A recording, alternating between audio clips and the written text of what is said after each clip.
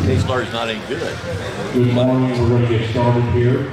The first thing we're going to do is prayer, and John Gross will say a prayer.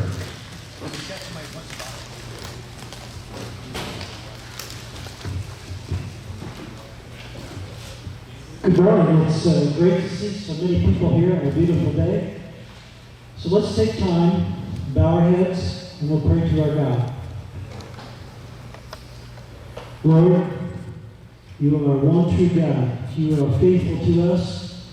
You are sovereign in all things. We thank you for this opportunity to gather together today to celebrate the lives and the actions of those in the past. We thank you for the food that we have today. We thank you that the Brownstein Foundation supports this, provides this presentation. Please guide us in all that we do, and we ask that we open our hearts to you, and that with Larry's presentation, that we will find out things about our past and look forward to the future. We ask this in Jesus' name. Amen.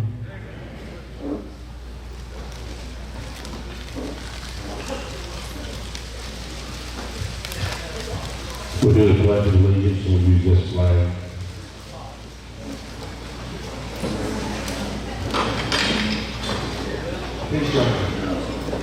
I pledge allegiance to the flag of the United States of America and to the republic for which it stands, one nation, under God, indivisible, with liberty and justice for all.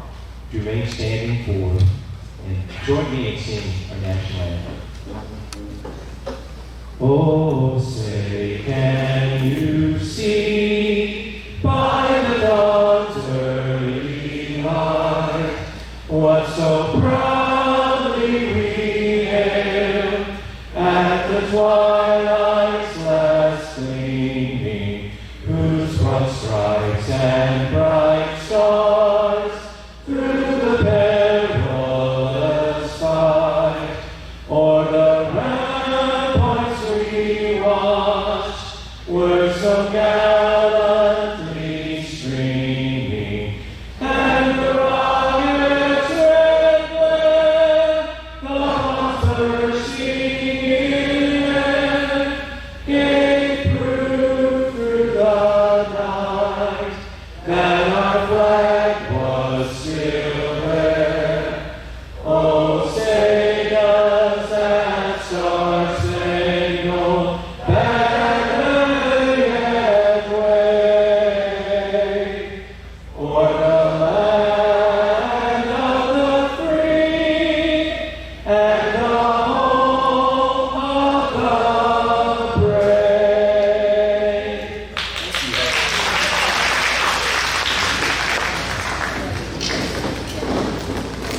Take your seat. Good morning. Thank you for coming today. We've got Larry Heck's going to give us a talk about something that I think a lot of you won't know much about. I sure didn't know anything about it, but Mr. Mike Dean and Mr. Roy Brinker told me about some of the things, and I was studying it for the last 5 years. I think you'll really enjoy what Larry's got to say. I'm going to stand over here by a gentleman here. You stand up here. Stand up here. This young man still cuts his own lawn. He's only 101 years old.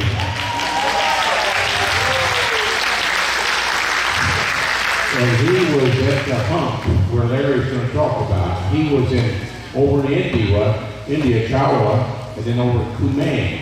And he was a radio man there. His name is Herb Levine, and we're lucky to have him. And he's got his picture over in our exhibit on the Hump. So if you got questions, I don't want Herb to leave till 5 o'clock because all you're going to be asking questions. You're not going to get a chance to ask somebody questions after Larry educates you. So this is Herb Levine, and he'll be around for a while. He only charges $10 for cutting the lawn, so you might ask him to cut your lawn. The other person I'm going to stand by right here, you two stand up, please. This is Mr. Michael Dean, and this lady, pretty lady with him, is Carol Brinker Dean.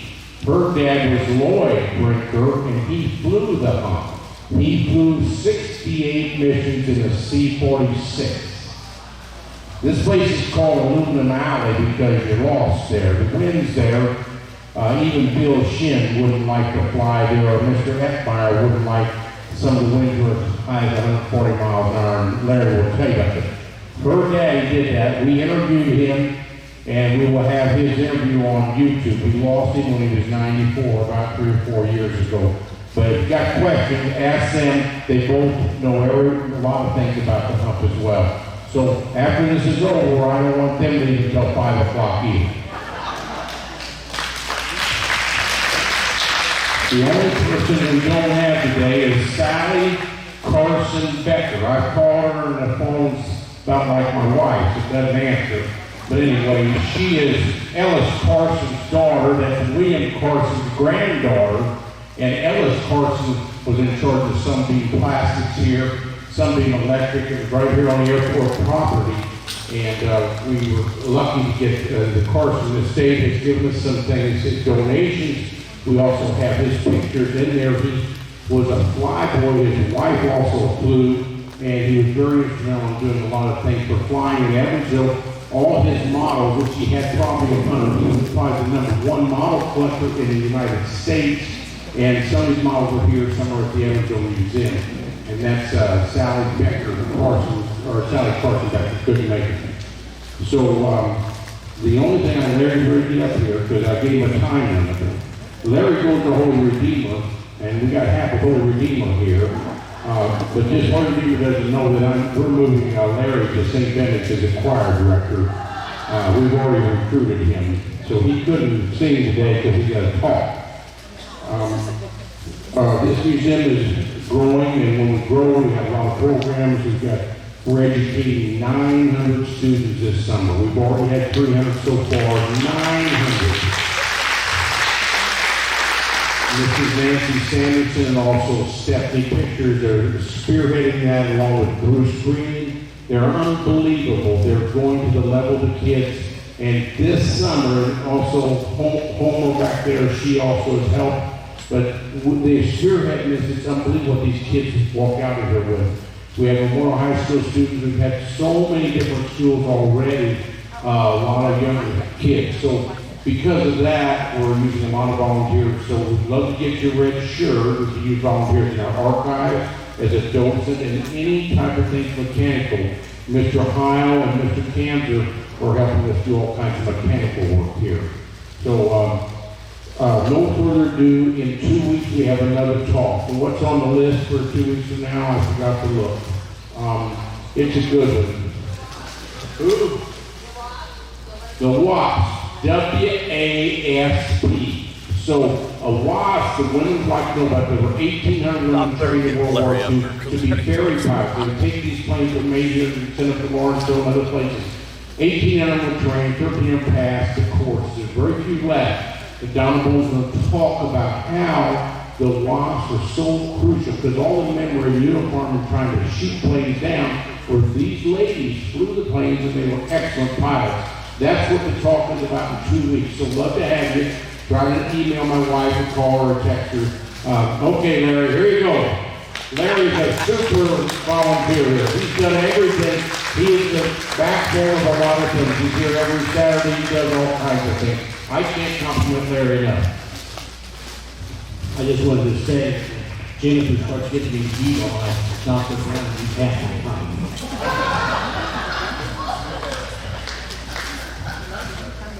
All right, let me see my. They get 48 minutes. That gave me 37. You're going to fight for 2 inches away. All right, pick it up, that works. Okay, we're talking about the hump. How many people have any idea what that is? A lot of people are asking questions. There's a lot of hands up. When you're actually looking at part of the hump in this photograph, it's the mountains that lie between India and China. It's the southeastern extension of the Himalayas. And we're going to talk about it.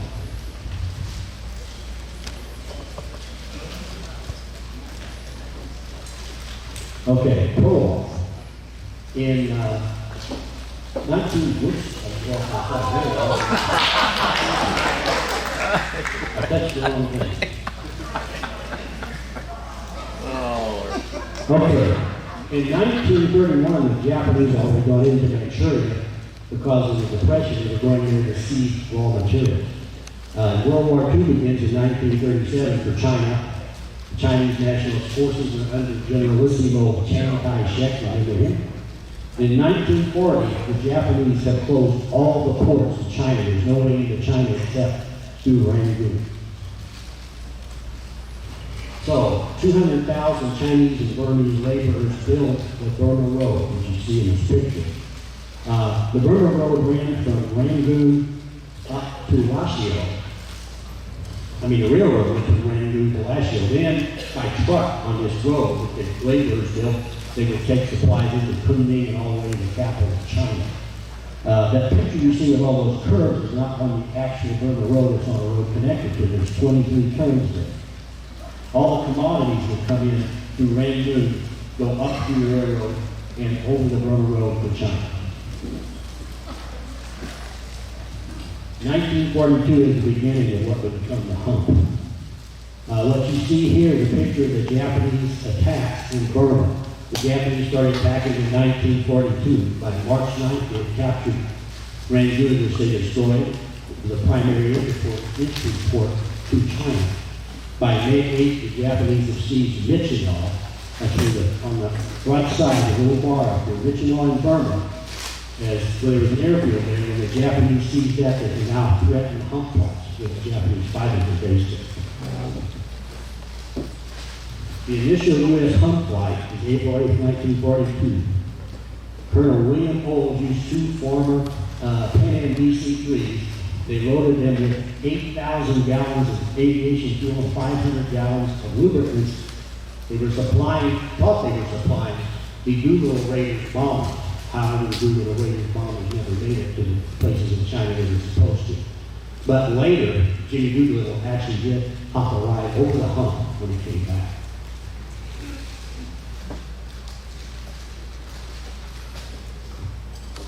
This is a map of the area where we saw it. You can see the lay of the land. There's the Himalaya along the top of the picture there. The river you see flowing through the Assam Valley is the Brahmaputra River, a huge river, sometimes over a mile wide. And up there on the right side, you see air bases, Bowenberry, Chabua, Dinjan, and Sukarati. The red, marked in red is Chabua, that was headquarters for the U.S. White is Dinjan, that's the British base. And you can see over here, Mount Everest is off the picture to the left. February 25th, FDR commits to buy 10 C-53 Skymasters to Chinese National Aviation Corporation. That brings their fleet to 25 planes. The C-53 is a troop carrier version of the C-47 or DC-3. Load capacity 6,000 pounds. Ceiling is 22,500 feet. In the summer of 42, you had doldrums. You had the monsoon season runs from May to October. The transport activities slowed down to a trickle.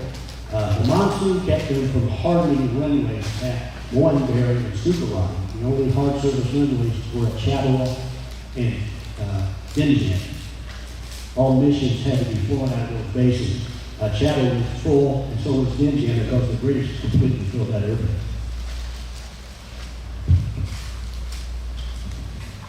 On October 25th, this is right at the end of monsoon season, the Japanese launched an attack that they've been waiting for. 100 bombers and Zeros attacked Dinjan and Chabua airfields. They destroyed or heavily damaged 9 transports and 25 airplanes. Sukarati was attacked on the 26th, and Chabua was attacked again on the 28th. Both of those attacks were very negligible.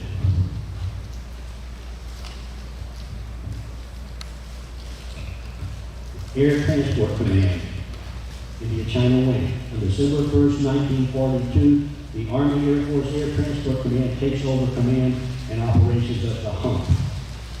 It consolidates the equipment and personnel from the 10th Air Force Ferry Command which had originally been in charge. Solves the problem of diversion of aircraft to combat missions by removing them from control of the theater commander. Those two patches you see on the right side of the screen, the top one is the Air Transport Command patch, and the bottom one is a theater-made patch made in India, for the India-China wing of the Air Transport Command. December of 42, C-87 cargo versions of B-24 started arriving to use on the Hump. C-87 had no guns or bomb rack and also been likely to carry cargo. Heavier load capacity than the C-47, 8,000 pounds, has a higher ceiling. This is very important, 28,000 feet.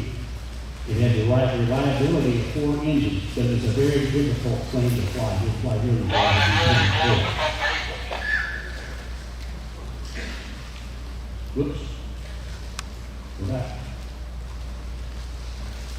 The first year starts slow. Logistics and command problems prevented the Hump airlift operations from meeting almost all their goals.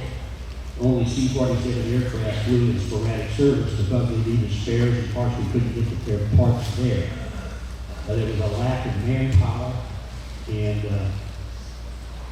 fleet was operating at low efficiency. In December, the tonnage finally exceeded 1,000 tons, reaching 1,227 tons.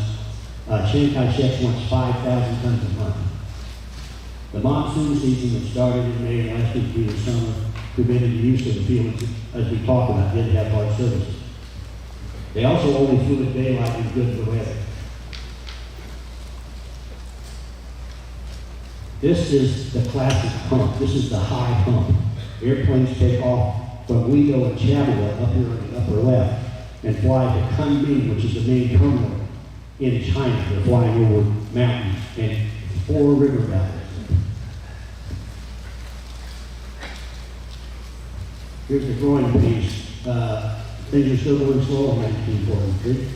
January, we only carried 1,263 tons. By July, it's only up to 3,451 tons. We're still shooting for 5,000. By now, Chiang Kai-shek probably wanted 10,000. You look at these pictures, you see Chinese workers over there breaking big rocks into medium-sized rocks into small rocks, and then carrying the small rocks to make runways and baskets at runway. There's a picture of a very large roller in the center picture that weighs 10,000 pounds, and the upper picture shows a whole line of Chinese laborers pulling that roller to level a runway, all by command. The consolidated C-109. You can see on the lower right hand, I've got a nickname, C-102. I had a red frame around it. It was a tanker version of the B-24 that had bladder tanks installed in it. It was designed to carry aviation gasoline over the Hump. It was unstable, and many of them crashed at a fireball or exploded in flight. Load capacity was 2,036 gallons, but usually they were flying at about 1,200 gallons once they realized how dangerous it was. Ceiling, just like the C-87, 28,000 feet. 209 C-109 aircraft produced most went to fly the Hump. Of those, 80 of them crashed. Gene Autry served as a co-pilot. Let me back up. Gene Autry was a co-pilot on the C-109, and he quoted saying, "It was a thrill that lasted a lifetime." The C-46 Commando arrives on the Hump. It would be the workhorse of the Hump. You heard other people talking about flying the C-46. It was a work in progress as the new aircraft rushed into service, required more than 100 tech changes that was made in the field. Load capacity, 15,000 pounds, much higher than the other aircraft. Ceiling is 24,500, and that is on the ceiling. The Curtis engineers flew on Hump flights to make notes for those changes. It's much larger than the C-47 you can see in this picture. It's a C-47 on your left, C-46 on the right. I tried to gauge these slides by looking at the size of the soldiers' legs and stuff, so I had them the same scale, so you can see the difference in the two aircraft.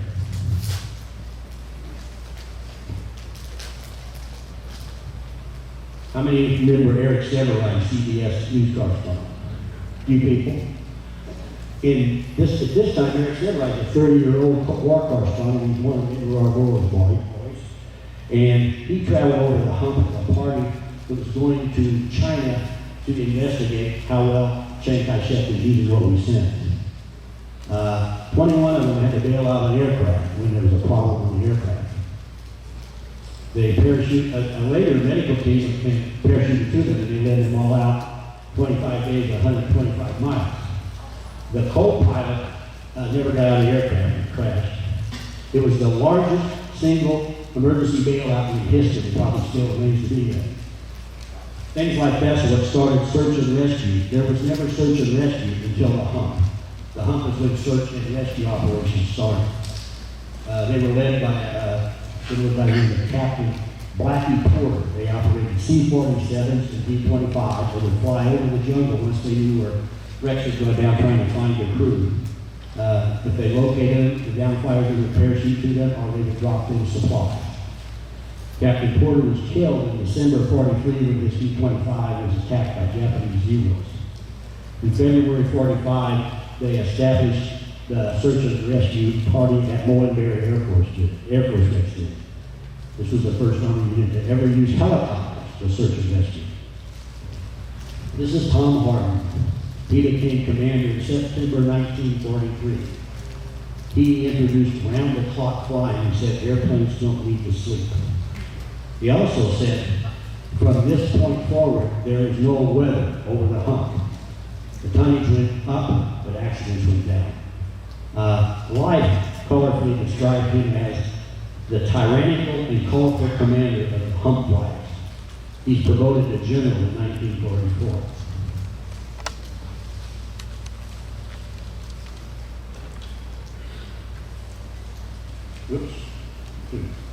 Chapel Army Air Base was the central base for the U.S. forces for all flights going over the Hump. They didn't all have to take off at that field. There were 4 or 5 fields in that general area. This is a picture of the base. If you look up to the top of that picture, there's a white stripe across the slide. That is the Brahmaputra River. And if you look above that, through the clouds, you can see the Himalayas back there. On the left side is part of the base where they're staging aircraft. It served as a hit post, I think I mentioned that.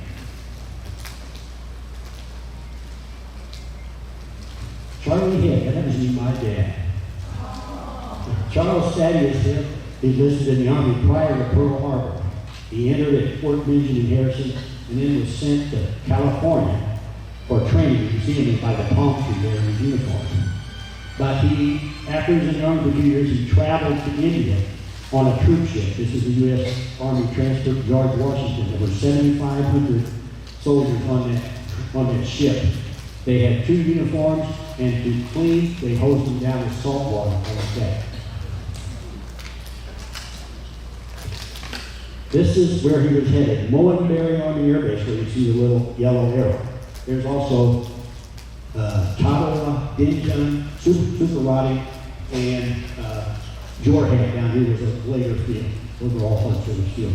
That's a picture of the tower at Moenberry Air Base in 1944. Life in the Moenberry was pretty austere. Troops lived in bosses, which were little huts made of bamboo and cane by the local natives. They slept under mosquito nets, they purified their water with iodine tablets, and lived on packaged sea rations. They did not go to town because of sanitary reasons to eat local food. During the monsoon season, everything mildewed and mud was everywhere. It looks like he's holding an OD beer can. GIs drinking out of cans during the war made it acceptable after the war for all of us to drink our beer straight from the can. This is Duberdorf. This was the city closest to Moenberry and Chapel Field. The city was located on the shores of the Brahmaputra River in Yasen Valley. Troops would sometimes get to visit and experience the local culture and buy souvenirs. I think this is where my dad probably bought some ivory bracelets for souvenirs for my mom and an opal ring. 1943 brings some success. The India-China Wing increases their personnel from 2,500 to almost 1,100 by December. The fleet of aircraft grows to over 230 aircraft. In December, the wing sets a new tonnage record, exceeding 10,000 tons for the first time. FDR had been calling for that for 6 months. They delivered 12,590 tons. However, between June and December, there were 135 major accidents with 168 fatalities. Presidential citation. The India-China wing exceeded FDR's monthly goal of 10,000 in December. So President Roosevelt awards the entire India-China wing the Presidential Unit Citation. This is the first time that award was ever presented to a non-combat unit. You can see the medal there showing where it is on my dad's uniform, and you can come up here later and take a look at the actual thing.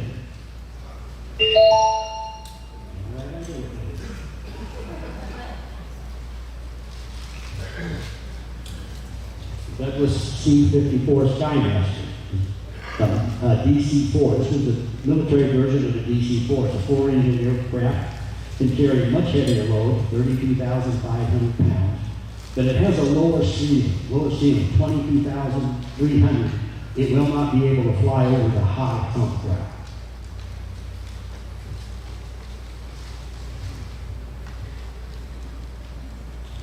There's more than one way to load the C-46 in India.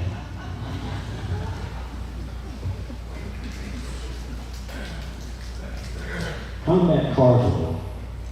In September, combat cargo units started transporting supplies and reinforcements to units in Impal, Burma. There was a big battle going on there. They continued to support Allied operations in Burma, flying main supplies from India. They even dropped dummy cargoes to lure the enemy away from our troops. We interviewed Roland Gardner once, my son and I. He said, combat cargo is flying a C-47 at treetop level, kicking cargo out the door while people shoot at you. There were CDI did have USO tours by the middle of '94. This is one my dad went to. The star was Paulette Goddard, movie star. You can see some other folks in the picture with her there, including General Stilwell, who was head of that whole theater. If you look closely at that one rupee note on the screen, the one on the left has Paulette Goddard's signature. The one on the right is signed by actor Bill Gardner, Andy Arcari, who is an accordionist, and Keenan Wynn, which we all know. Dueling offenses in important war. The Japanese were trying to stop the hump activity, so they sent troops up, this is on the right side of the picture, to try to break into Denonpur and cut the rail line that connects the Assam Valley to the Pacific Break, so that would have shut the operation down. On the right, we're talking about Joe Stilwell sending forces like Maryland's Marauders and the Chinese Army to force their way down to Michigan. Remember, the Japanese took Michigan and put fighters there. They're going to drive the Japanese out, and that would end the Japanese threat. As far as the Battle of Kohima and Dinjan, most of the Japanese soldiers came to a halt there after 2 months of fighting because they were starving to death. The Japanese couldn't get supplies to them. Okay, you're on. This is LORAN, long-range navigation. In 1944, the newly developed LORAN radio navigation system was deployed on hump routes. LORAN receiver-equipped aircraft could determine their position utilizing timing between 2 radio signals. Irva Line of Evansville was deployed in CDI to operate LORAN transmitting stations on both sides of the hump.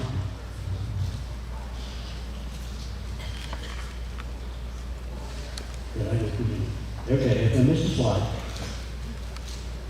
We talked about Lloyd Breaker, but I have his flights listed as 85 flights. That's what I got out of the information in the museum here. On the left side is Lloyd Breaker, who was a pilot that flew C-46s over the hump. On the right is Ellis Carson, a hump pilot who also flew C-46s and was one of the founders of Sunbeam's Plastics. In 1944, this is what the freight delivery looked like. In early 44, they were maybe getting 15,000 tons. Had a slight drop, but by November, we're close to 40,000 tons a month. 1945, we're doing the maximum effort. General Turner's cranking things up. This is a C-54 preparing to take off on the hump route. Since the Japanese have been driven out of Michinoku, they can now fly the low hump all the way. We start in Calcutta and come in. This is the span of the ATC freight lines in CBI, China, Burma, I keep saying CBI, China, Burma, India theater. They go all the way from Karachi on the left into Thailand, China, and down to Calcutta and up to the hump. The hump's in the middle of that picture.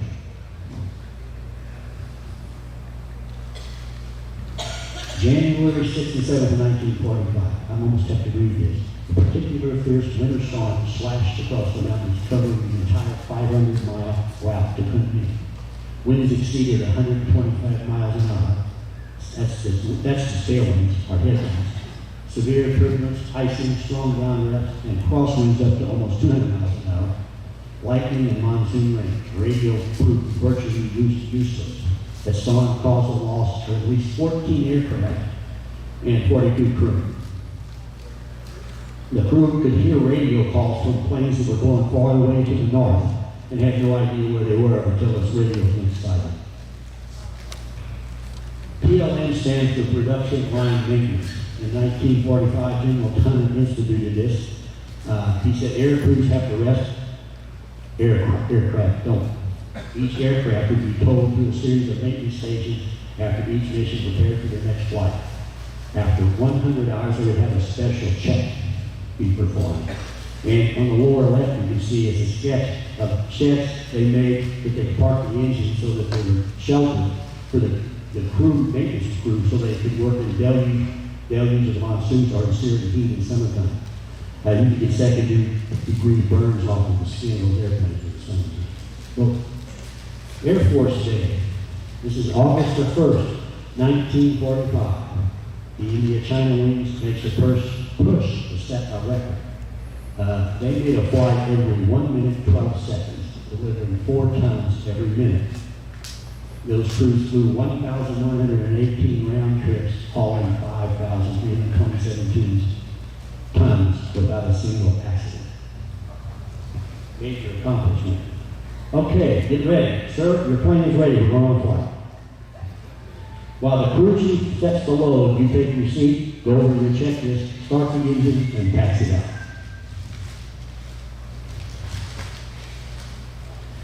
You circle to gain altitude and climb eastward out of the valley. You first top the Patkai Range.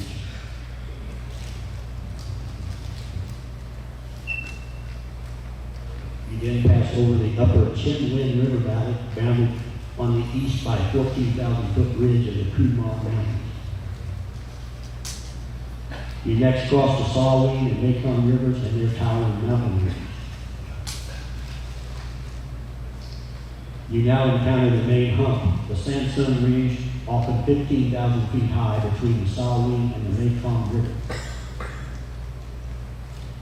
The mountains drop below 10,000 feet as you move west-east toward Kunming.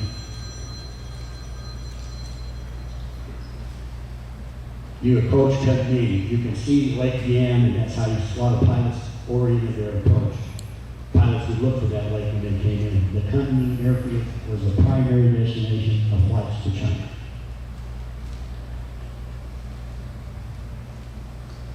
I don't think my time is.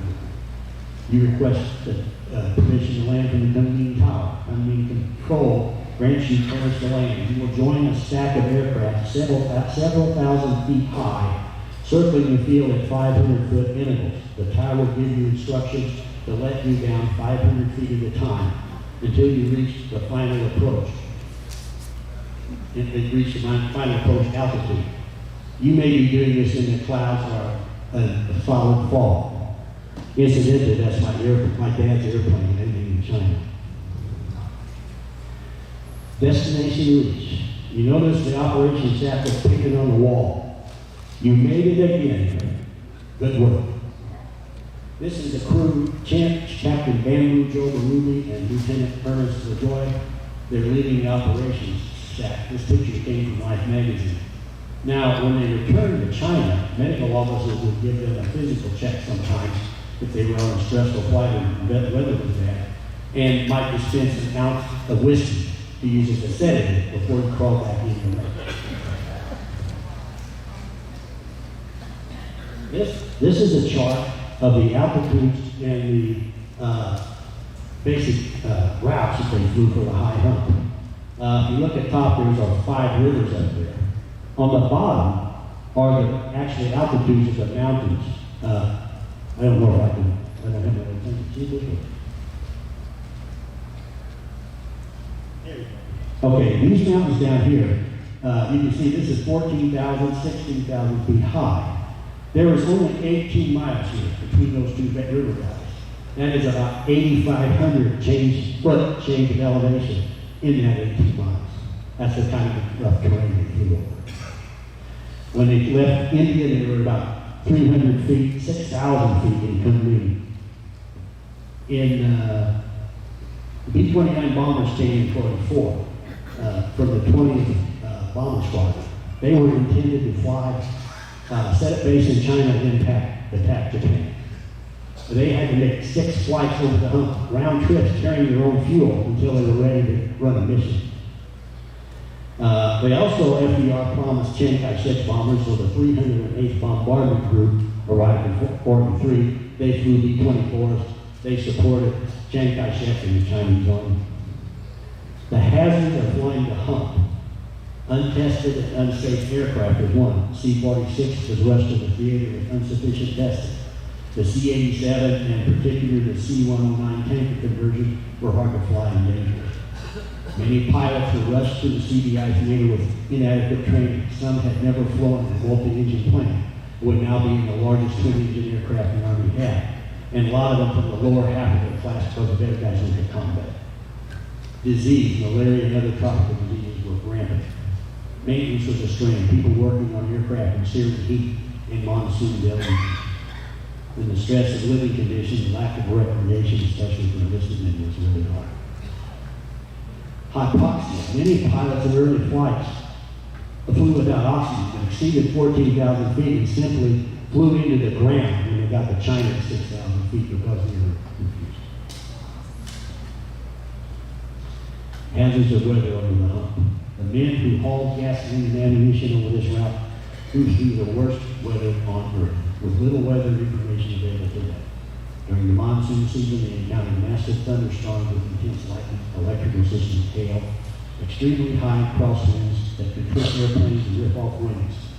Storms rendered the minimal radio navigation useless, and the extreme turbulence could tumble the gyro-based instruments. The wind weather also made bailing out very dangerous.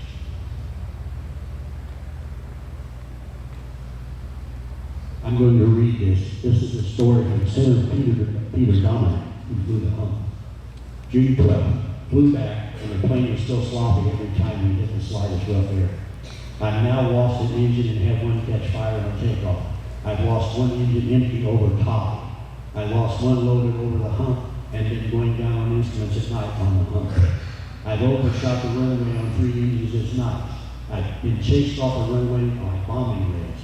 I've flown 700 miles by dead reckoning, no instruments. I've been lost at night in thunderstorms. I've had a plane do its best to try flying on its back at night. I've flown through more thunderstorms than I knew existed, and have been weighed down by ice with a snowstorm in the cockpit. St. Elmo's fire has been all over the plane. I've let down between thunderstorms at 20,000 feet, and yet I've never quite had to bail out. This is St. Elmo's fire. You mentioned that. It's a static discharge.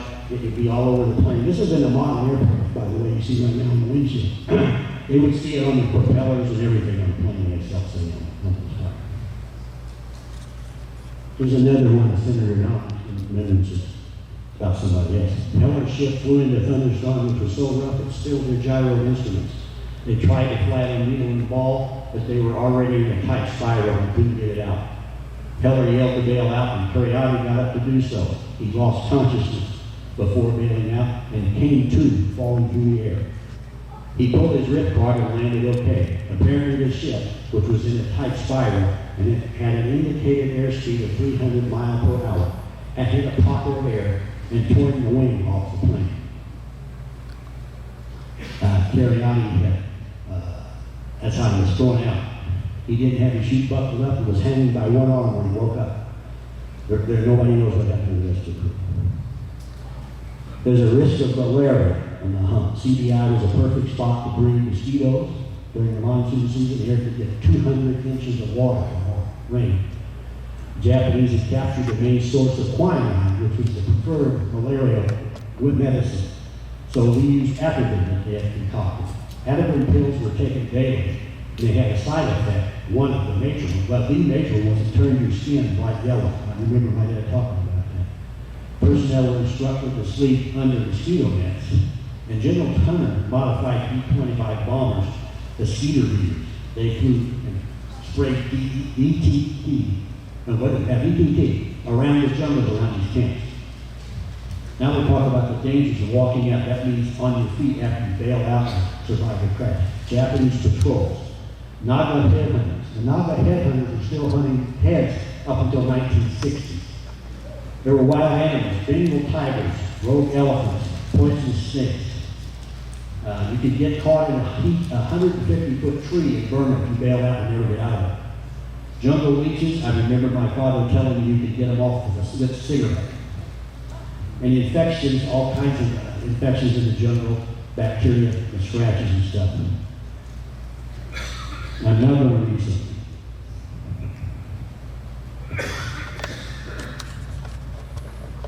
My dad was a crew chief on C-46 flying the Hump mission. After the aircraft experienced a problem engine failure, bailout was ordered. Dad climbed out of the overwing escape hatch and jumped. He landed in a tree. He had to get himself down. He never encountered any other crew members on the ground. Using his survival strategy, he hiked downhill until he came to a stream. Then he went downstream a while until he came upon some natives. They led him to their village where they fed him and sheltered him over some time, at least one night. They later let him out on another hike. They may have sent runners ahead because as they encountered another native group coming the other way, Dad joined the second group and they walked him to their village where they also fed him and sheltered him overnight. This new group led him on another march until they came to a road. They waited there until a U.S. Army truck came riding by and hailed him. Dad boarded the truck, which was headed to an airfield. There he managed to hop a flight back to his home base, Mooringbury. After relaying his story to our family, he said, "That was the worst week of my life."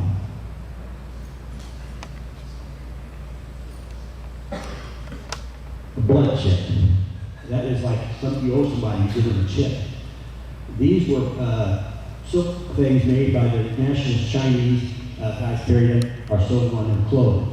The translation of the Chinese is, "This foreign American person has come to China to help in the war effort.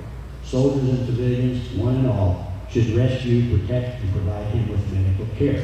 You can see one on the back of that jacket those Chinese soldiers are looking at. You can also see a leather jacket in our honor medal that belonged to Jack Hazen. It has a blood chip message painted on the back of it. The accomplishments of the Hump. In the course of 3.5 years, the United States Army Air Force crews delivered over 650,000 tons of material through the worst flying conditions on Earth and kept China from falling. In July of 45, they hauled 77,306 tons of supplies over the rock pile. The India-China wings peak month. Aircraft numbers had risen from 25 DC-3s flying only daylight good weather missions to 672 aircraft flying around the clock. Here's statistics of the flights over the Hump. You can see it starts at 43, so it doesn't include 1942. But very little, that we're back in the less than 10,000 stuff on the left side. In 1945, July is the peak. That was the biggest thing. The cost of flying the Hump. At least 590 transport aircraft, some people say 700, were lost over the Hump. Many crashed and were never found. 1,314 individuals died as a result of these crashes. A total of 1,171 crew members walked out of the rescue. The aluminum trail. Hump transports crashed while challenging the Hump route. So many transports crashed that on a clear day, they called it, you can set it, let me say this again, I won't back up. So many transports crashed flying the Hump that they said on a clear day you could find your way from Shavuot to Kunming by looking at the glint of aluminum on the ground. Chick Barr's twin wrote a book documenting all these, her husband died on there, and she wrote a book called The Aluminum Trail, documenting over 600 crashes. There's also a gentleman by the name of Clayton Coos, and his MIS recoveries, they're still going up into the Himalayas recovering crashes today. So far, they've recovered 28 airplanes and identified 278 MIA personnel. The legacy of the Hump. It proved that mass support by airlift alone is possible if you want to pay the price. It made it possible to use the Berlin airfield in 1948 to 49 to support the citizens of West Berlin during the Soviet blockade. You can see in that picture there, all those children waiting outside the airport in Berlin. Pilots would drop candy to them, they call them candy bombers. It was also the forerunner of the military air transport system.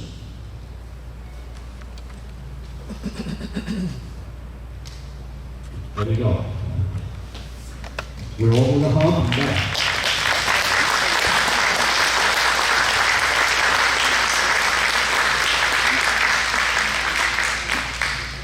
I invite you to visit our honor gallery where there's a small display about Hump over there. We have Mr. Brinker's uniform over there, his law book. There's information from Ellis Carson over there. There's a little bit of information about Irv Levine over there too. Did I do all right, Irv? Yeah, okay.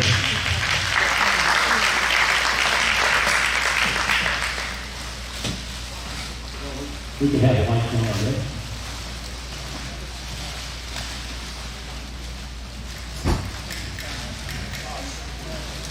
We should have some people. Are we doing any questions, guys?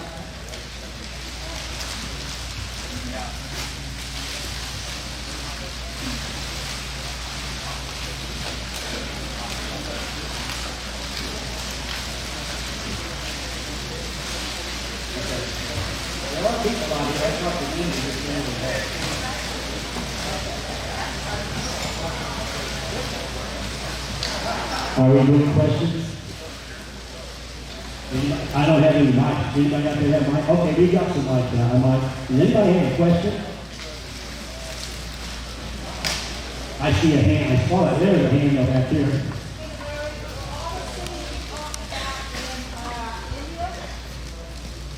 I can hear you. Where were the cities you were talking about? What country? Oh, it's all in India. Okay. I'll have to say, I was using all the terminology for geography that was from 1940. I may have mentioned Bombay, but that's Mumbai now. If I said Calcutta, that's Kolkata. This is before the British partitioned India into Bangladesh and Pakistan. They didn't exist then either.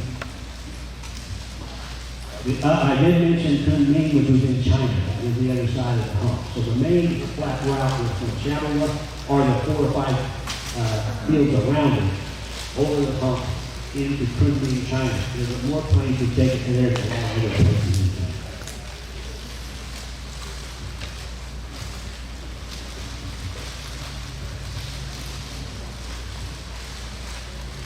Well, I think we have a question over here. Okay, we got a couple. One of my questions was, how did the Berlin part fit into the hump? It taught, the general who ran the Berlin airlift actually was the guy who ran the hump in 1944-45. That's where he learned how to do it. So he was in charge of the Berlin airlift, using the same stuff he learned over the hump to fly into the hump.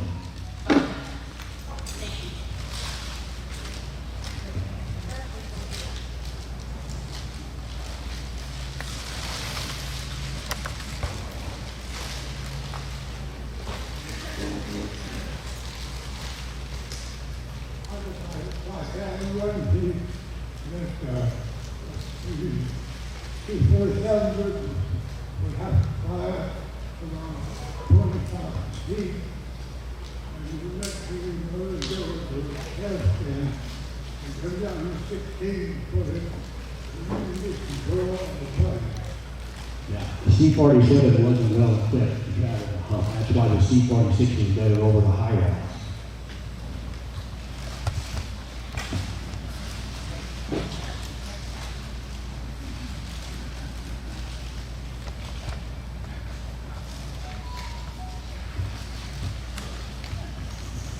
What time are you bringing the dinner home? I will have to text you if you want.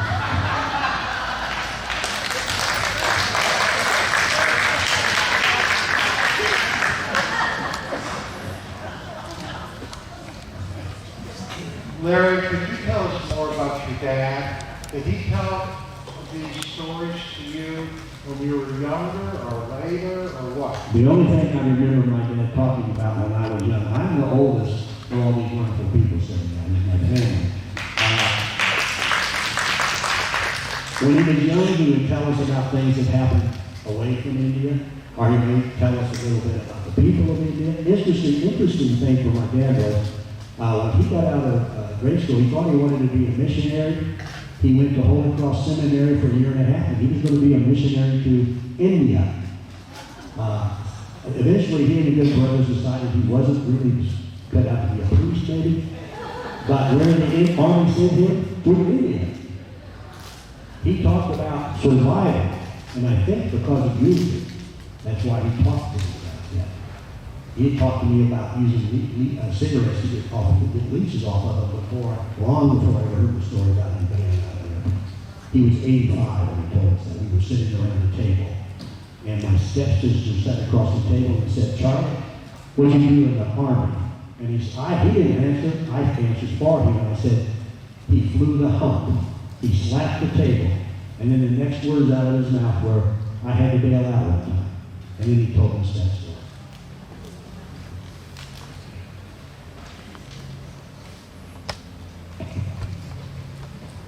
Any other questions? Real quick, you mentioned the air pressure in the cabins in the airplanes and how it's passing out.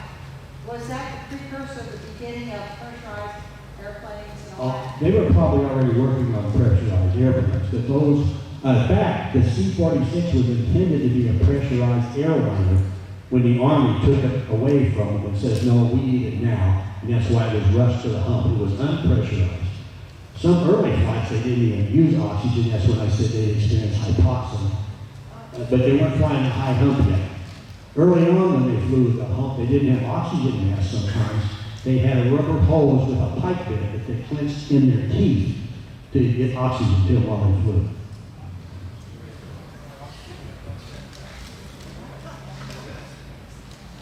Got one down here.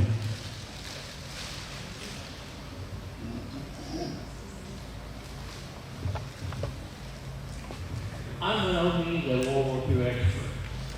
Why have I not heard about this particular war? First of all, it's in the China-Burma-India theater, which is the forgotten theater. There were terrible battles that went on in Burma and India. It was at the extreme limit of our supply chain. A lot of the supplies these guys were supposed to get were taken away from the shipments before they ever got to India.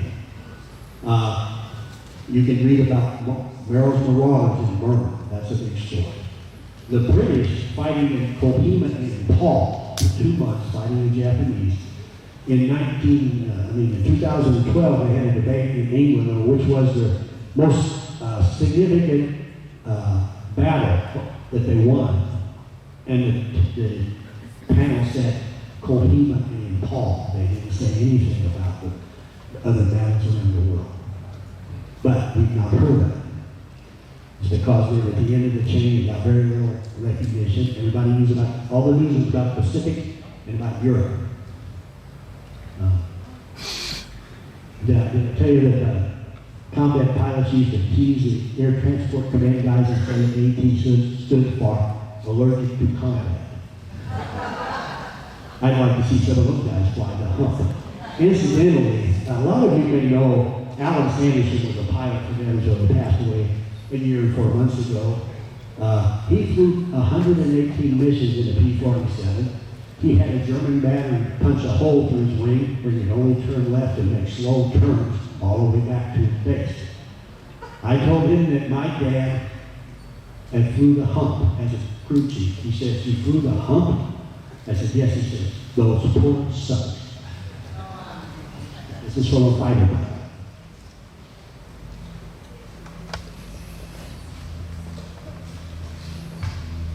Thank you, that was really very informational and heartwarming. I'm just, I'm so confused how we helped China so much, and now how they turned on us. You know, they do. Okay. I know you can't answer that exactly, but, wow, Okay. One thing, we were supporting the nationalist Chinese under Chiang Kai-shek. The communists were already there, and they were fighting against the Japanese too. One of the things they sent people to China for was to make sure Chiang Kai-shek wasn't hoarding half his supplies to save them to fight the communists after the war. But eventually the communists won and drove the nationalists out of China. So when we were there, the nationalist Chinese, the Kuomintang, were in charge, and they were friends to us. And even now, the Chinese have monuments to the American flyers who flew over the Hump during the war. They still recognize that effort in China, even the communists.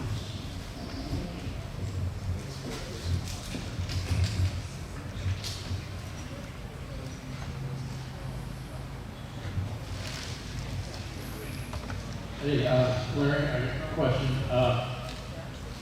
Most of the cargo was flown from India into China, correct? I mean, Correct. Mostly the big part. A lot of it went to Burma later. so did they head back, or did they? No, they would bring things back sometimes. One of the things they did was bring Chinese troops back for training. They would land in Kunming, maybe go to WWII, pick up Chinese troops, fill the back of the plane with Chinese troops. Now remember, there's no oxygen back there. And then if they came over the high hump, those troops just passed out in the back of the plane. And then when they landed, a lot of times they had gotten sick. They had to clean the plane up. My dad carried a flight of Chinese troops back one time. He said, "We got a head count on the Chinese side. We flew over the hump, and when we landed, we had one less soldier. And the escape hatch was open.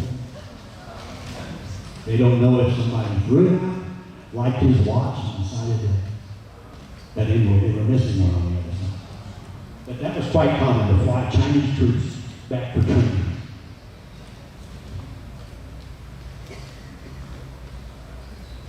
I guess that's about it. Thank you all for listening.